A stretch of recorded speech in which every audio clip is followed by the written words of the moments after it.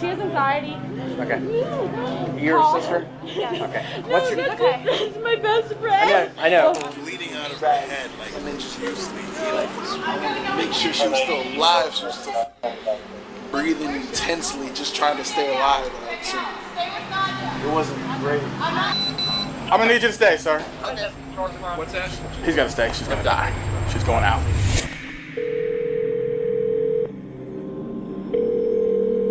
Cincinnati 911, what is the address of your emergency? The person got ran over by a car. Okay, so you said it's a female and she was hit by a vehicle? Yes.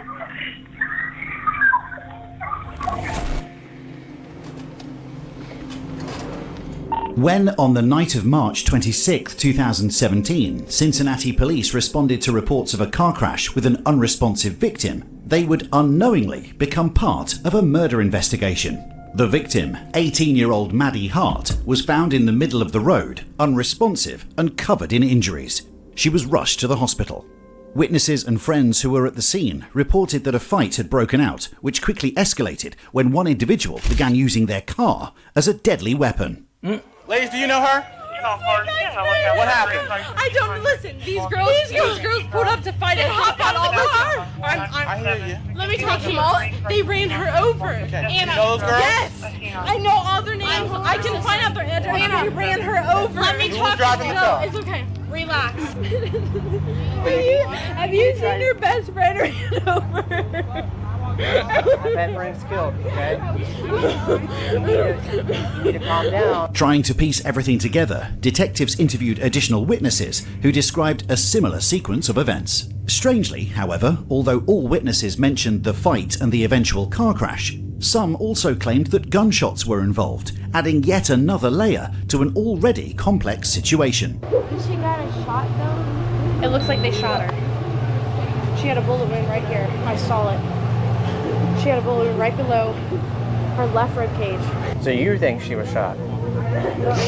Or you're not sure? I saw a bullet wound right here, man. Seriously, she was just her head was right there, her body was right there, it was on the left side of her, underneath her rib cage. Although the perpetrator had long fled the scene, driving off immediately after hitting the victim, officers already knew who to look for. Friends of the victim not only knew who was involved in the fight, but also where they lived. Interestingly, before law enforcement began looking into possible suspects, the perpetrator, 20-year-old Brianna Benson, turned herself in after initially fleeing the scene. Approximately 6 hours after the hit-and-run crash, she was questioned at the Cincinnati Police Department. Do you have your driver's license with you? No, but they're not expired. I can give you everything. I have insurance and everything. And you were in the car also? Yeah, she was on the Do you have your driver's license with you? She don't have a license, but she has an ID. But my license is not expired or nothing. Okay. And what does this exactly mean for me? Like, do you know it out? Well, you're in the car, right? But would I be in any trouble, like if I didn't do anything? No. I'm just trying to corroborate everybody else's story. All right. I just need you to come back here and wait for, I think they said one of the investigators may be back here. They want to talk to you. I'll be with you in a minute. Can you have I am telling you the truth. It's nothing to laugh about. At the time of this interrogation, the exact condition of 18-year-old Maddie Hart was still unknown. She was still battling the severe injuries sustained from the crash at the hospital, tragically passing away 4 days later. Damn. Oh, God damn it. You said your license is valid? Yes, and I have insurance. Through who? My insurance? Mm-hmm. It's still on mine, so I... Nissan Sentra, Yes. 4-door. Did you take pictures of the fingerprints? No, not yet. Oh, but did you see No. them? I saw a bunch of, like Like on the right side? back by the back door? Yes. Yeah, I saw that. What were you doing downtown tonight? My sister Maya's phone called me. So I answered it, and her friend, she had called me from my sister's phone, like, you need to get here now, your sister's getting jumped. And where were you at the time? I was at Jasmine's house. So I come there, go downtown. Strangely, Brianna Benson did not go into much detail about what happened when she arrived at Plum Street to pick up her younger sister, simply saying they were planning to head back home. This becomes even more unusual as Brianna showed up because earlier her younger sister Maya had been involved in a fight with another group, a group that included the victim, Maddie Hart. Witness statements and court documents revealed that most parties knew the fight was far from over and that it was just about to begin. I circled, if you look on the video, I circled around like 3 times looking for her. So I finally find her, and Find Maya. Maya's friend's in Maya's driver's seat, and Maya's in the passenger. Now I'm freaking out because she's not on our insurance. I'm like, Maya, why are you letting your friends drive your car and you're drunk?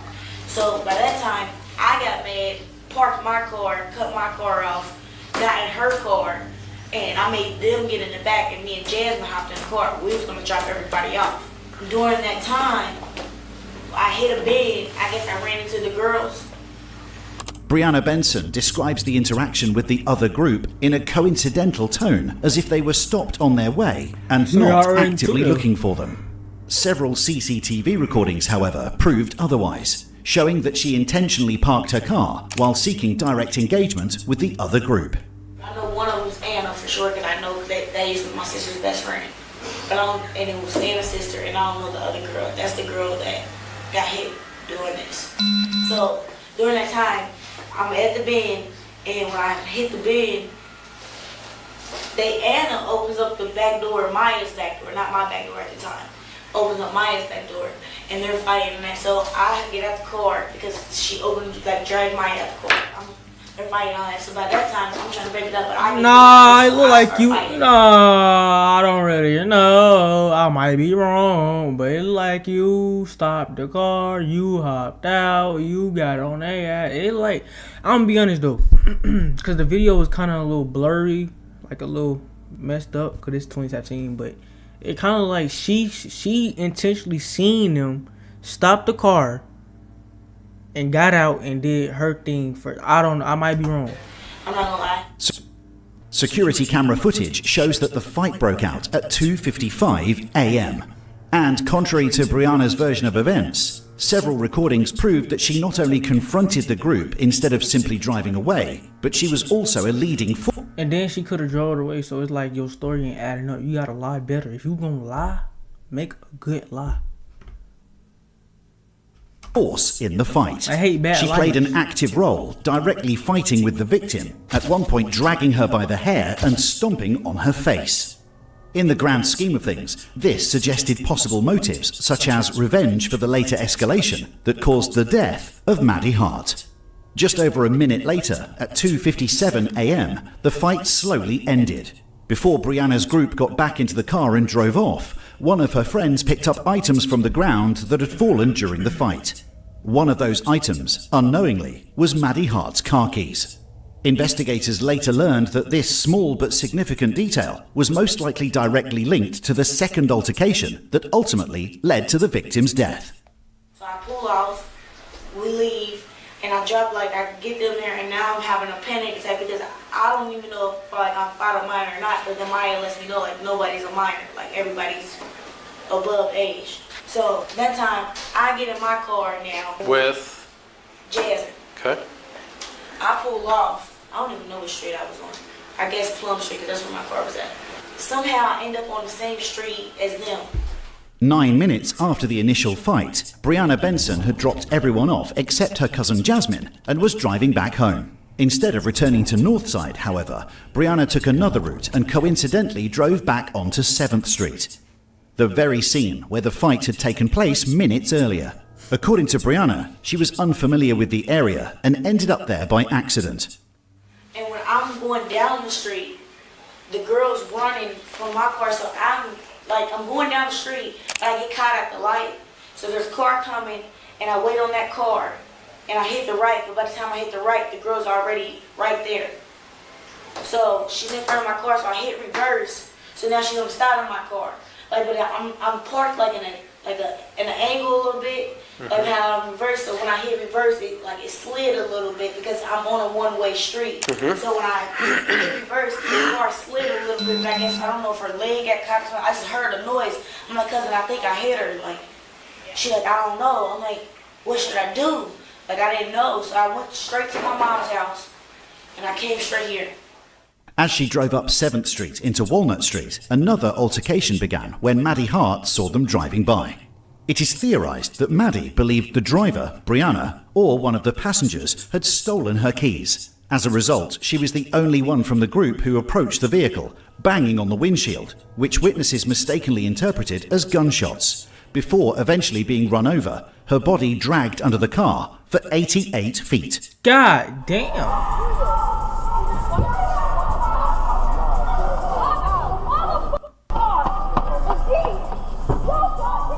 What you doing here? But girls be, boy, they be tripping. I promise you that.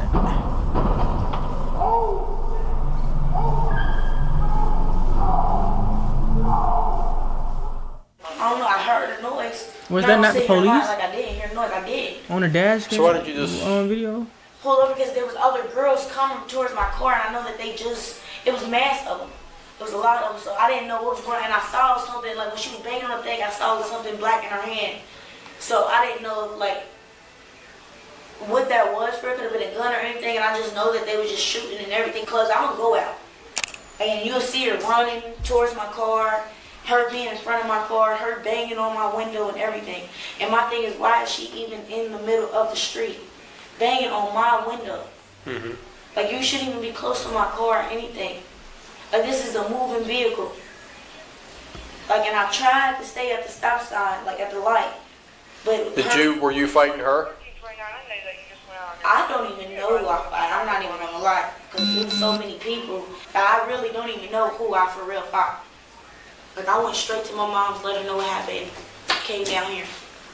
It's not like I lied, that I was trying to run or anything. But once you got out of the downtown area, I mean, you're headed over to kind of just stop right there, that you're safe, and then call her. No, I was calling her. I was calling her. No, like call us. So, hey, I think I was involved in an accident. I was getting chased down by people downtown. I was just in so much of a XYZ. panic attack. I just wanted to call my mom and get to my mom and have her bring me to the district. Throughout the interrogation, Brianna maintained that she had a panic attack when Maddie approached the car, claiming she thought Maddie might have a weapon, causing her to reverse the vehicle to get away from the situation, and then speed off, accidentally running Maddie over in the process. Several experts later concluded that during the reverse, the tyres turned to the side, indicating that Brianna had aimed the car towards the victim. So we watched the video. Right. And that's what I said. That she was banging on the side. She was banging on the side. And somehow, I don't know how she got under it. She was under there. Okay. It looked to me in the video that you backed the car up and that you almost positioned it aiming towards her. No. There has to be another video on that street, because if you look, she was in my way. It's like she was drunk. Like, it was like I saw like a demon or something come out the girl. They let these little young girls drink. They're not even allowed to drink. I agree. Given the sequence of events, the initial fight, Brianna being the main aggressor who dragged and stomped on the victim, and the unusual route she took while supposedly driving back home, investigators concluded they were most likely dealing with more than just an accident. Right. I can see if I pulled up on the sidewalk, but she was actually in the middle of the street. Like, why would you even run up to my car, put your hands on my car or anything? And you don't do that when the car is moving. You just don't do that. Anything can happen. Mm-hmm. That's why when it says crosswalk and it says stop, it means stop, because you might get hit. Mm-hmm. Hey. Is my car like an impound? Like, do I have to pay on it while it's taken, or just like? We just have it for now. Yeah, for investigation. I just want to make sure I didn't have to pay no ticket. Yeah. No, your fees should only accrue once they tell you that you can have the car and you don't go pick it up. Then it starts to.